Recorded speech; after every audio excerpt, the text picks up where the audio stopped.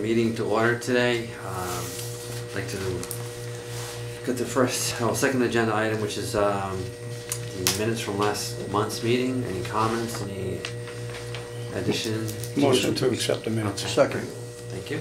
Just want to remind everybody here first that pursuant to the open meeting law, any person may make an audio or video recording of this public meeting or may transmit the meeting through any medium. Attendees are therefore advised that such recordings or transmissions are being made whether perceived or unperceived by those present and are deemed acknowledged and permissible. Thank you.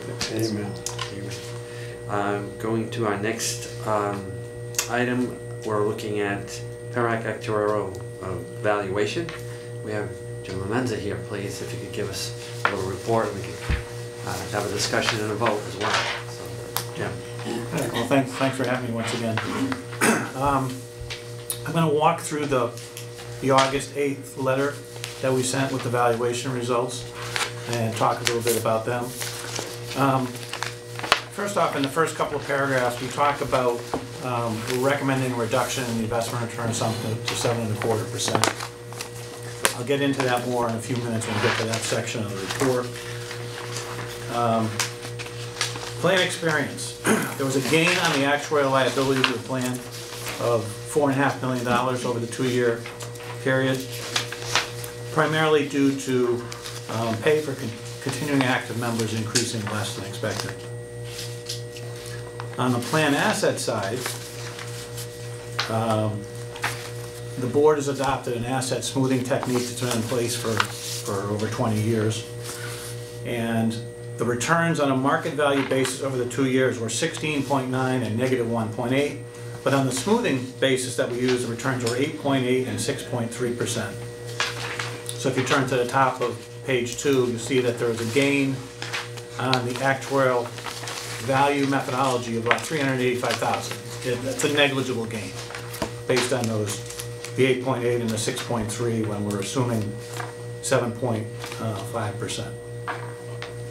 So overall, the entire gain is basically the gain on the plan liabilities. So we have a $4.9 million gain. Now, the investment return assumption, this assumption, we've recommended reductions in this assumption for about 6 or 7 years now. And at one time, your assumption was over 8%. In the last valuation, it was 7.5%, and we're recommending a 7.25% assumption in this valuation. These two pages, pages 2 and 3, really get into a lot of detail. I'm not going to go through the whole thing, but if you flip to the top of page 3, we look at the chart of PRIT expected returns. This is done by NEPC, who's a consultant to PRIT, and they project both short-term and long-term projections every year.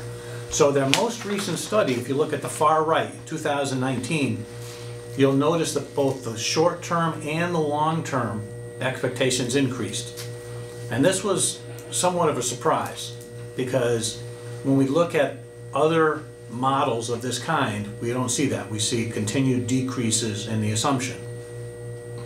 So the long and short of it is, in past years, we primarily used the NEPC study to guide us to help with the recommendation of the investment return assumption. But we use a handful of other studies as well. This year, we're relying more on those other studies. So the fact that they're increasing that expectation, we're not going to say, okay, we're also going to increase our assumption. We're actually recommending a decrease in the assumption. So all this really details that, but that's the gist of it. In our 2018 valuations, remember we do valuations here only every 2 years, but in our 2018 valuations, we generally recommended an assumption of 7.15 to 7.4%. With this valuation, we're recommending a little bit lower, but specifically because we didn't do your valuation last year and have a chance to discuss the assumption at that time, we're definitely recommending lowering the assumption. Our rule of thumb has been, in any given valuation, we typically will not recommend a reduction of more than 25 basis points at a time. So you're at 7.5% 2 years ago, we're recommending going to 7.25% in this valuation. And the funding schedule we show in the back of the report is going to reflect that assumption. Okay? Now there's one other, actually before I get that, on page 4, down near the bottom, you see that the change in that assumption increases the actuarial liability by about $16 million. Okay, so bigger than the decreases due to the gains that we had. The other thing we did this year is we did a local retiree mortality study, and this has really been in process for some time, but we hadn't been able to get it done. And the reason is, when we're looking at mortality, if we do the state retirement system or we do the teachers' retirement system, we have over 50,000 retirees. We use 5 years of history. We have enough data to make a credible study. When we do a local study, we have to add up a lot of systems to get a reasonable one. Even when we add up a large number of systems, we don't get anywhere near the data we would have even in 1 year of the state or the teachers. So we did a study, and we ended up using about 25,000 retired lives from a number of local systems. And we determined that the assumption that we want to use for mortality is pretty consistent with the assumption that we used based on our most recent work that we did with the state retirement system. So we're recommending that change as well. And that's now, we're in the middle of, in the middle of page 5, and it's called the RP 2014 Blue Collar Table, and we use something called Scale MP 2018, which just is a way to improve mortality. Because what happens is, as there's advancements, mortality is continuing to increase. Now, you may have read in the papers, in the last few years, we've actually seen decreases in mortality in the US the last couple of years. Too short a time period to make any judgments as to that. So, but what a generational mortality does is it inherently builds in projected mortality improvements into that assumption. So the change in that assumption, you see right down there on the bottom of the page, it's about 1.1% on the actuarial liability, $7.2 million. So that the total impact of those two assumption changes increases the actuarial liability by $23 million. Okay? This is really the most important stuff we're going to talk about until we get to the schedules and the results. So any questions on any of this? Okay. Over on page 6, chapter 176, affects people hired after April 1st, 2012, and basically made 3 changes to benefits for those people. Changed the averaging period from 3 years to 5 years in determining their benefit. It changed what a lot of people call the age factors, but are really early retirement factors. And it also changed the age at which you can retire from 65 to 67 for Group 1 with the maximum 2.5% benefit. So those 3 changes, if you look at them all together and you assume the entire population has always been subject to those provisions, those cost about 15% less than the prior plan provisions. It's a significant reduction in plan benefits for people hired after 2012. Now the impact of those people is shown in the second paragraph there, and we show that the normal cost decreased $300,000 and the actuarial liability about $2.5 million from what otherwise would have been had the old provisions been in place. So these numbers, the first few years, these numbers were fairly small, and on a percentage basis, they're still fairly small. $2.5 million on a liability that's 5.9 million, or excuse me, 668 million. On a percentage basis, still pretty small, but these numbers are getting larger and will continue to increase as more and more people are subject to being hired after April 1st, 2012, and as they age. Because the bulk of plan liabilities are people who are either retired or close to retirement. A couple other things that we've done for the past 10 years or more, conservative measures where we include expenses in the normal cost, but not only the administrative expenses, we also include a portion of investment-related expenses, and every year we bump that up a little bit. So ultimately down the road, all expenses will be included in plan's normal cost. And also 3HC reimbursements to other systems for service with other boards. Most systems have net 3HC outflow. So we include that right in the funding schedule so that essentially you're reimbursing the plan for those payments that are going out. Right? So now we'll talk a little bit about the funding schedules.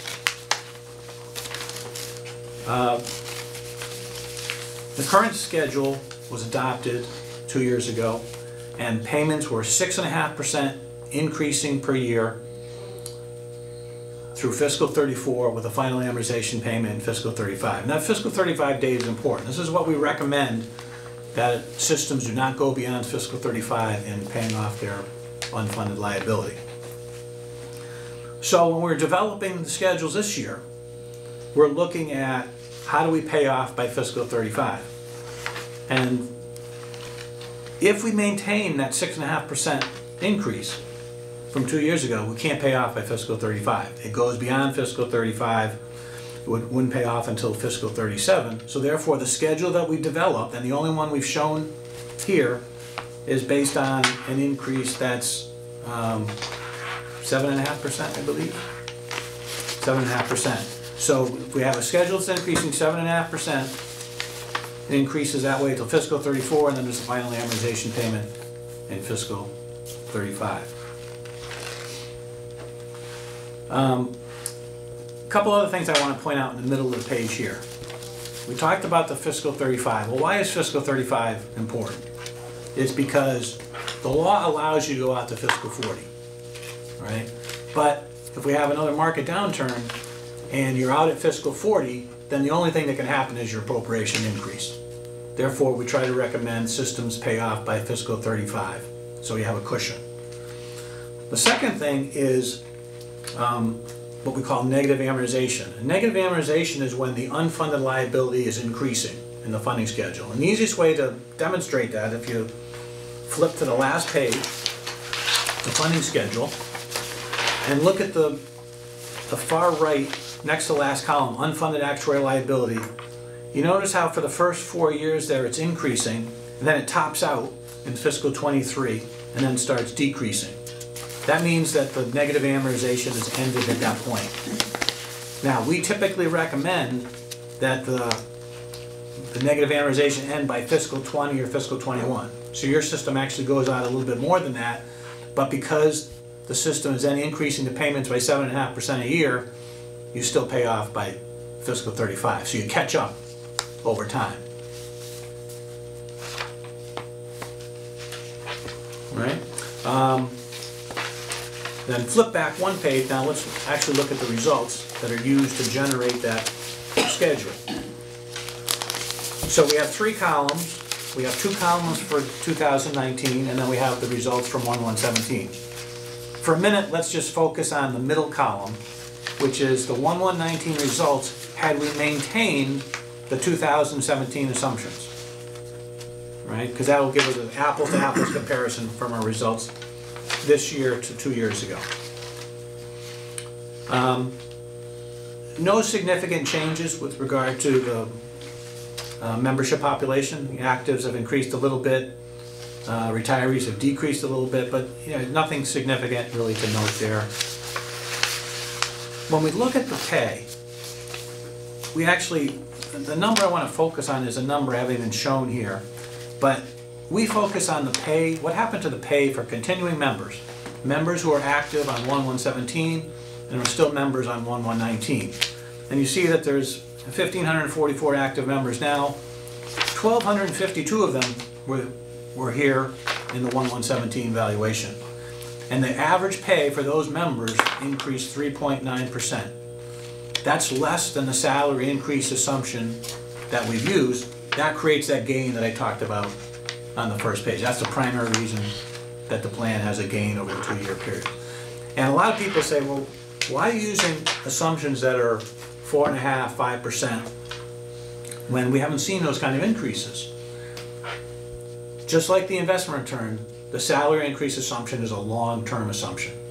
And most plans have seen gains, or really since 2008, on that salary increase assumption. But to me, it's a conservative measure, and again, we're looking at long-term, not short-term.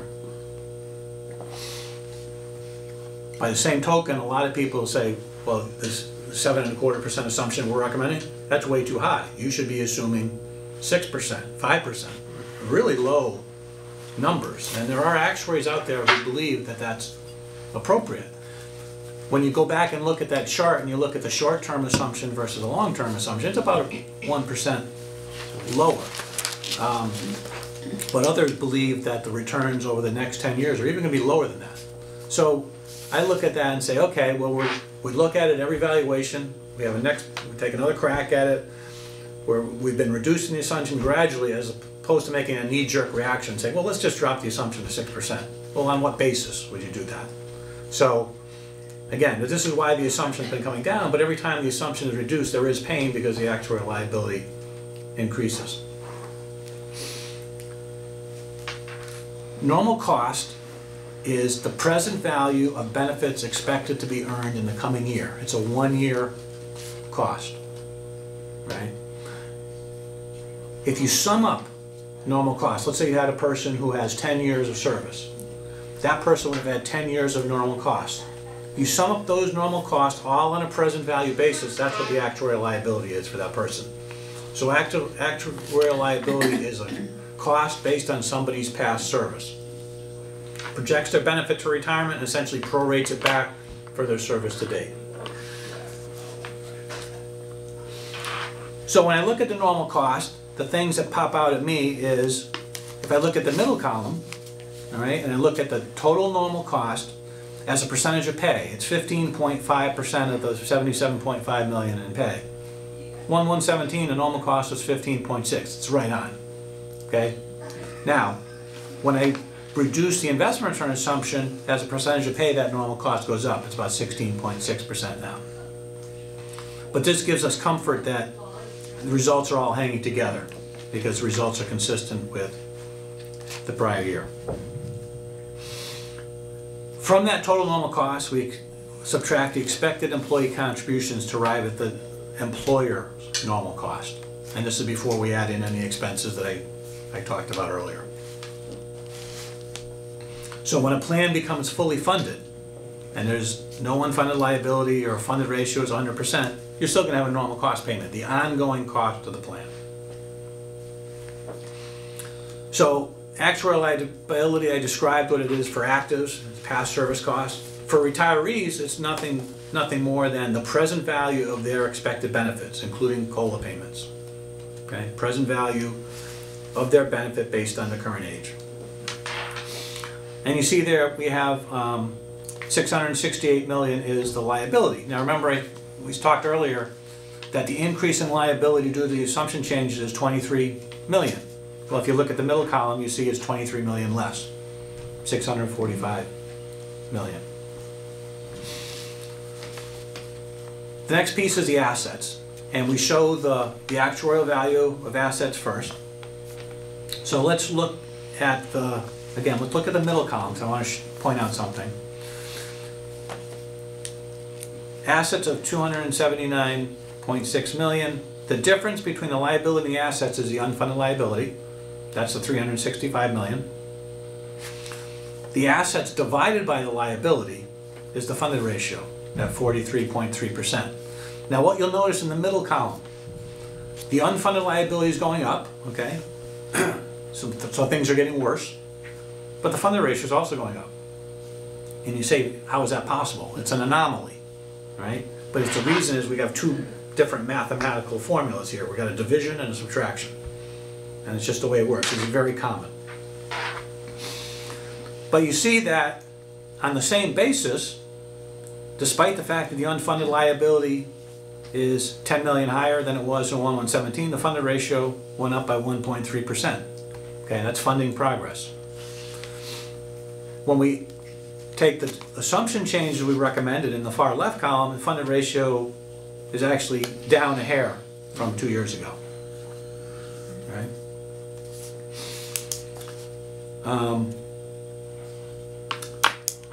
we also show the market value, right? And that's because we don't use market value in the valuation, but we often show it just for comparison. And you see the funded ratios there, pretty comparable over the 2-year periods. And the last item is the actuarial value divided by the market value. You'll notice that in 1117, the actuarial value is greater than market value, and it is once again, and that's because of the loss last year. That means we have a deferred loss that is going to come home to roost over the next several years. And the market value, if you just look at the market value funded ratio, is less than the actuarial value funded ratio. So that gain or that loss that we have is going to come back, and over the next few years we'll have to recognize it. All right. And then finally, back to the funding schedule. So when you look at the columns of a funding schedule, the first column is the normal cost, but that normal cost now includes both interest and the expenses we talked about earlier. The second column is that net 3HC payment, which is an estimate, which I talked about earlier. And then we have the amortization of the unfunded liability, and we still have one last payment in 2020 on the 2003 ERI. And then that piece disappears. And we see the total cost, 32.6 million, and then that's increasing 7.5% a year. And again, I point out to that negative amortization ending in fiscal 23. This is very common because you have a system that's, because the payments are increasing rapidly, the unfunded is going to go up for a period of time before it starts coming down. The last thing I'd point out on that page, you could make an argument that that 7.5% really should be 8%, because what the law says, if you have a payment, if you do a traditional amortization schedule, a 4% increasing amortization going out to fiscal 40, say, and that payment is going to increase significantly, which in this case it would be about 12.5% if we adopted that schedule. You can have a schedule that increases up to 8% per year. Now the law kind of says 8%. We've allowed less than 8% as long as you pay off by fiscal 35. That's the reason we didn't show the other schedule. Because if we show the schedule going up 6.5% going out to fiscal 37, I'm not sure whether we approve that as is or not. If we approved it, it certainly would be with caveats that this is a dangerous road to go. But this schedule, our policy has been, if you can pay off the amortization of the unfunded liability by fiscal 35, even if the amount of increase is less than 8%, we'll allow it. So that's really how we ended up with that schedule. Questions or comments? So this, again, assuming 7.25% as a return moving forward. So let's assume that, say, the next 2 years there's a downturn in the market and the return is either flat or, say, negative. That would then force to increase up to maybe 8% rather than 7.5%. Yes. Going forward. Okay. Yes, and there, the fact that the law says 8% is the maximum you have to do, there's probably, I guess, about 10% of systems actually have an increase greater than 8% a year. Okay. Doing 9 or 10 kind of thing. So yeah, that would be a decision that would be made. But yes, if we're at 7.5 and we had losses, that would be the likely occurrence, is that you would be forced to go to 8%. Okay. Because then even if it went beyond fiscal 35, the law allows it.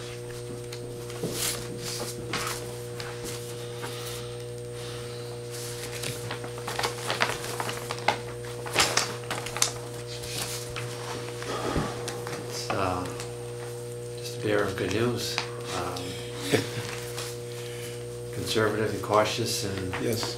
do the right thing to ensure that we have this taken care of and target to 2035, and with a couple of years, maybe 4 years of cushion just in case we do have a 2-year I mean, Rob. there's other schedules we could prepare, but if you pay off at fiscal 35, the only other option would be to have, for example, some boards have done things like, well, let's increase 12% a year for 3 years and then go back to, say, 6% level. That would be the only option. If you're gonna pay off by fiscal 35, Yeah. with these assumptions, that this is the most consistent with your prior schedule and probably the most palatable.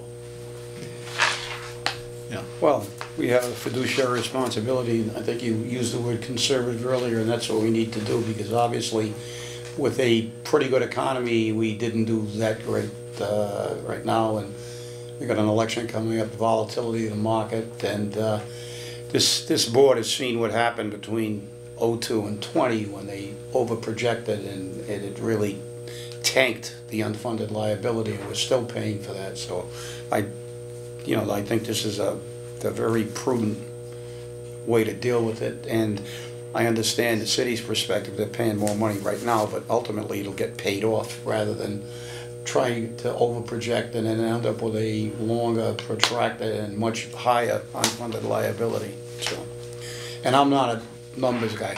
We got a couple of numbers guys here, but I mean, it's fairly, I've got history to go with. We saw what happened, and I wasn't on the board at the time, but I have the numbers from '02 to '12 when they overprojected, and we got hit really hard. We're still paying for it. So that's all I've got to say on it. So NEPC, I'm just reading this again, they projected, was it 7.9 as an expected? It's on the top of page 3, is it? 3 or 2. Oh, I'm sorry. So those are their projections, that's their historical projections. Okay. So you can see 2013 to 18 constantly going down, and that took us kind of by surprise when they went up this year. And in fact, we talked to them several times about this, and it comes down to interest rates a little bit higher, and this is despite the fact that they made a more conservative allocation. So we struggled with that, and the answer we got, okay, I can't quite follow it. I'm not an investment professional. Sure. Okay.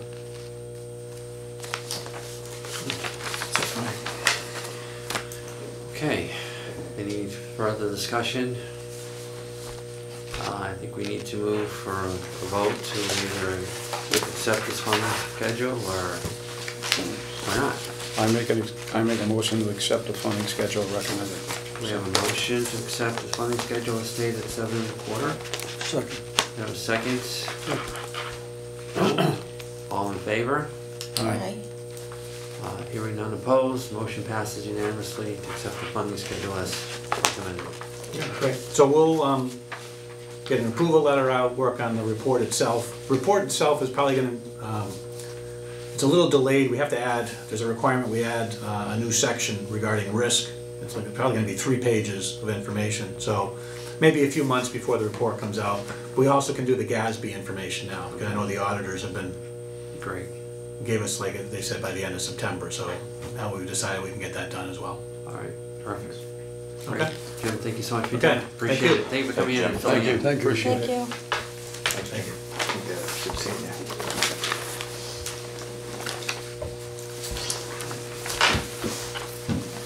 Item number 5 on the agenda is the warrants to be approved and signed.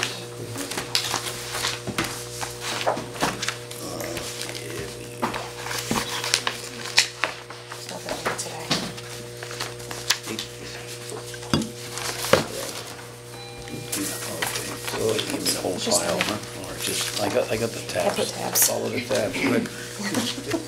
I really need that.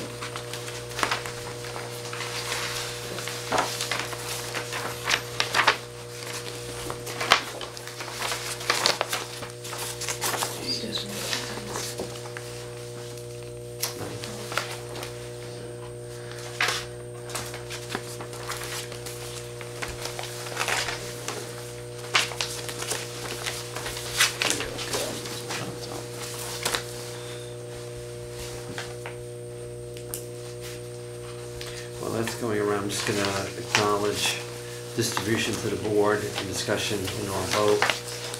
PERAC memo number 21, 2019, cost of living increase for supplemental dependent allowance paid to accidental disability retirees and accidental death survivors. So that's gonna reflect an August check retro back to July 1. So retro back to July 1. Correct. Okay.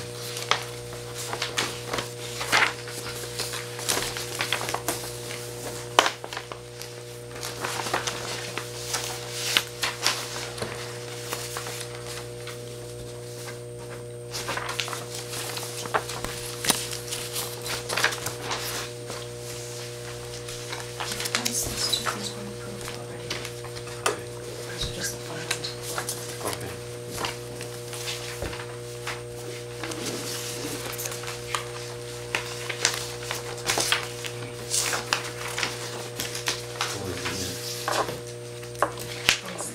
What was in there? That's from the prior. Just the prior one? Yeah, that's the back page. Not the other one. Okay. That's- So, also you were here that day. Right, that was, So this one you want.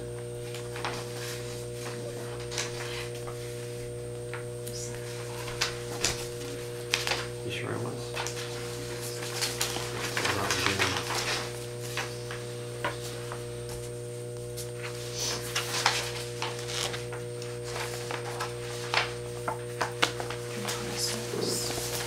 That was away. These were already approved. These are the June 26th, it's just a book.